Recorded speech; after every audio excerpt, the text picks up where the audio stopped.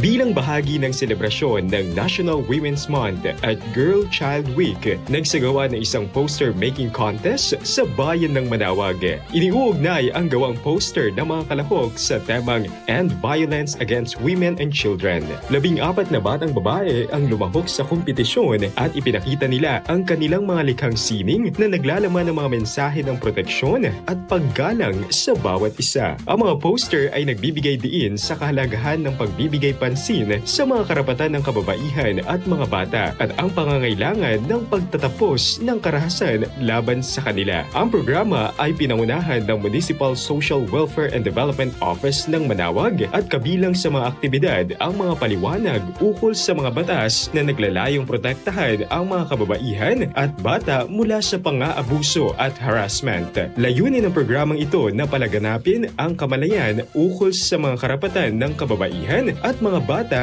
at ang patuloy na paglaban sa karahasan. At yan ang ating good news. Ako si Idol Ruru Hugutaro, Tatak IFM. IFM News. IFM News. IFM.